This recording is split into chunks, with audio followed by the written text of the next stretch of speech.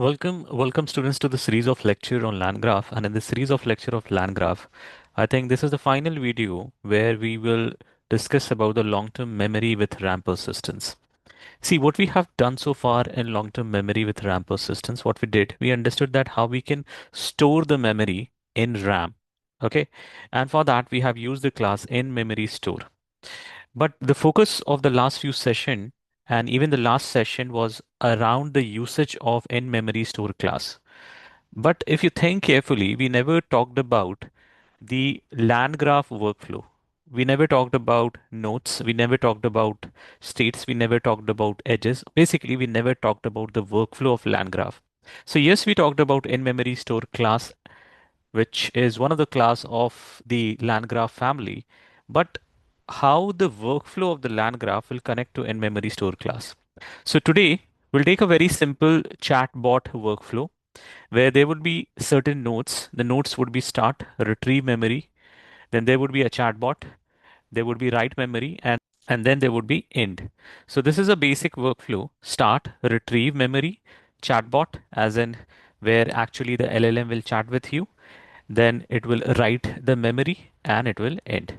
Okay, so let's get started. We'll import the all the requisite library, and please understand we will be importing the library state graph because we are creating what? We would be creating a graph object, we would be creating workflow, we would be defining nodes, defining edges, defining states, right? Okay, here I'm just creating a very simple LLM,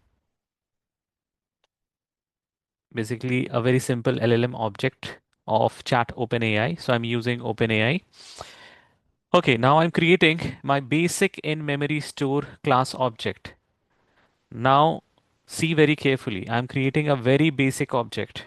I'm not creating any semantic search related in-memory stuff. I'm not creating any object of in-memory store class where we have the capability of semantic searches. No. See, in the last session, we discussed about the semantic searches, and we discussed that for semantic searches, we need embedding model. No, we are not discussing about any intellectual searches. We are using the basic store capabilities, in memory store capability of put, search, get. Okay. Now I'm creating a state where I have three keys and the data value would be string, list, and string. Okay, now I'm defining nodes. What are the nodes to be defined? I will define the nodes retrieve memory, where I will retrieve the past memory. So first I'll retrieve the past memory. So what I'm doing, I'm defining retrieve memory and I'm using what? Search functionality to retrieve the memory. I'm using search functionality of in-memory store class or base store class, and I'm providing namespace. I'm creating namespace where I'm fetching the thread ID. From where I'm fetching the thread ID? I'm fetching the thread ID from the config. Which config? The config that I will pass when I will invoke my graph. See, I will pass the config. We discussed about this in the previous sessions, right? So this is the config which will talk about that which user you're interacting. So I might be interacting with user 1 or I might be interacting with user 2 or user 3, right? Okay, so I'm repeating in retrieve memory, the simple task or the most important task is to retrieve the past memory.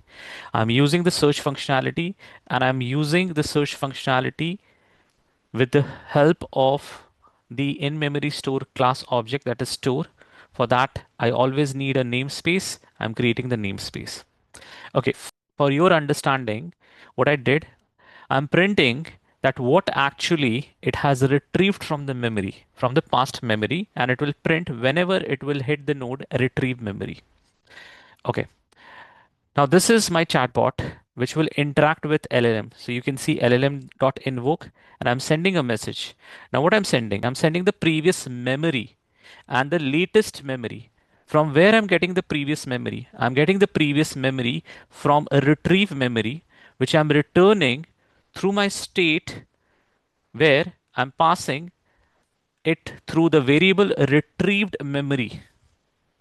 So see, from the state key retrieved memory, it is fetching the past memory storing in a memory variable, and that is what my previous memory is. And I'm passing the latest message. I'm passing the latest message. I'm passing the latest message through my state. State has a key that is message, and that will have my latest message. See. Then I will invoke my graph. I'll pass a value to this key message. Okay. So I'll get a response from the LLM. I'll revert that response again in the state variable, that is response. See, response. Okay. Now write memory.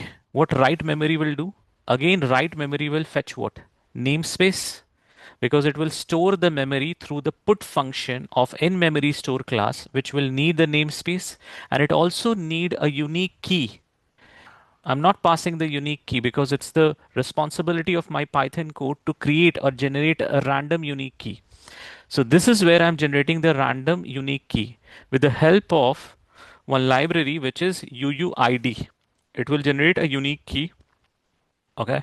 And then I'm passing the memory. If you remember clearly, input function, we pass namespace, we pass key, and we pass the memory. See, in the put function, we pass the namespace, we pass the key, and we pass the memory or what we want to store. Perfect. It's not returning anything. So these are my nodes. What are my nodes? Retrieve memory, my chatbot, which is linked to a smart, intelligent large language model, write memory. For write, I have to use put function. Put function need what? Namespace, one unique key, and the memory you want to store. Here I'm building my graph. Here I'm building my graph. Then I'm adding my nodes to the graph and then the edges.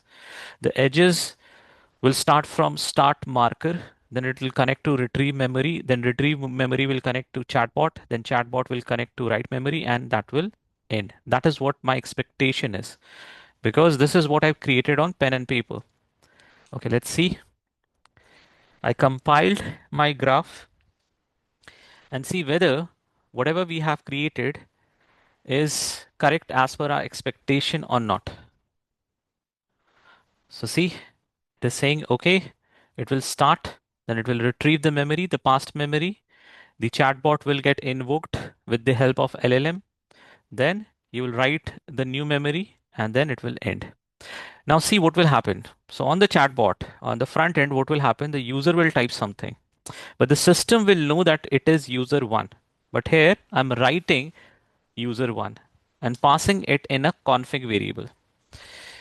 So when I'm invoking my graph, I'm passing the message and I'm passing the config.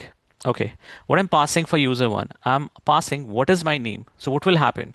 First of all, it will try to retrieve the memory because there is no memory stored. Then what it will say? There is no memory, or there is no memory stored, or it will be blank. Then it will go to what? Chatbot, and chatbot will respond, hey, I don't know your memory, because LLM is always memory less and stateless. And then what it will do, it will store all the conversation with the help of write message. It will actually store this, that this is the conversation happened right now with user one. Let's see.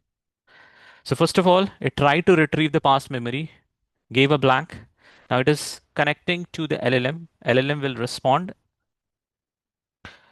Okay. First, it is storing the current conversation. It is storing what is my name, because this is the current conversation with the help of write message node. And then the LLM responded that I don't know your name because I don't have memory about you, and I cannot find memory related to you, and I am memoryless. Okay, now again, user one, I'm not changing the config. User one is providing a new information. My name is Saurabh. What I have retrieved from past memory, the past conversation. Past conversation is related to what? User one. There is a unique key associated to it, and the memory was what is my name. What I'm storing from the current conversation, I'm storing the current conversation. My name is Saurabh. Okay. And then it is responding, the LLM is responding, your name is Saurabh, nice to meet you. Now, if you want to see all the memories that are stored for user one, you just have to use the namespace that is user one and memory, because that is what the namespace we have created. User memory, user memory. Okay. So let's see what are the different memories stored for user one. So for user one, there is a memory for this particular key, which is a unique key. The memory is what is my name. Okay. And another memory for user one and memories is associated to this unique key. And the value is my name is Saurabh. Okay. Now, if you ask again the same question which you asked earlier, what is my name? What will happen? Two things will happen. First of all, it will retrieve the past memory, and it will help you retrieve the past memory and fetch the relevant information, because now LLM has your name. So it will respond with your name. But something weird will also happen, that it will store again this conversation. What is my name? So there would be duplicate conversation around what is my name. Let's see. What I have retrieved from the past memory. What is my name? My name is Saurabh. What I'm storing from the current conversation. I'm again storing what is my name. What LLM responded? Your name is Saurabh. Now LLM responded, your name is Saurabh. But there is a problem. The problem is, if you try to find out all the memories related to user one and memories, basically for this namespace, then it will have duplicate memories. Memory, what is my name? Memory, what is my name? What is the reason for that? The reason is the retrieval. The retrieval and writing memory both were dumb. Why they were dumb? Because it were not using any LLM model. Because it were not using any LLM model. They were using the basic store functionality of search and put. See, in a retrieve, I'm not using any semantic search. It is a basic search, a dump search, a stupid search. And write memory, again, what I'm doing, I'm using a basic put functionality of InMemoryStore class. A very idiotic or mindless storing memory capability is being used. If I would have used LLM in writing memory and retrieving memory, this would be a smarter system, and it will not store the duplicate memory again and again. Okay, perfect. Now, we discussed everything about user one. What if you ask the same question about user two? So if you ask the same question about user two, the response would be, I do not have any information about your name. And that would be the response. Okay, let's wait. Yeah. I don't know your name yet. That is the response. Because actually, in the store, in memory store, you do not have any information about the namespace which is related to user 2. Okay.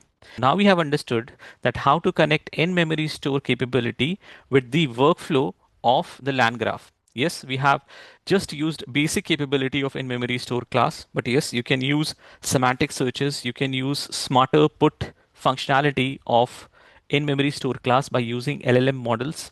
Yes, you can do that, but maybe we'll discuss it in the later session. Now, in the upcoming session, what we'll see that how we can implement long-term memory with a durable persistence. Till now, whatever we have discussed was discussion around long-term memory with RAM persistence. In-memory store class has the capability to store the memory in RAM. So if right now, if I go and restart the kernel, this chatbot will forget all the information which is related to user one. And that is what we don't want in a production system. Okay. So that is what we'll understand in the upcoming session. With that, I'll pause here. Thank you. Have a nice day.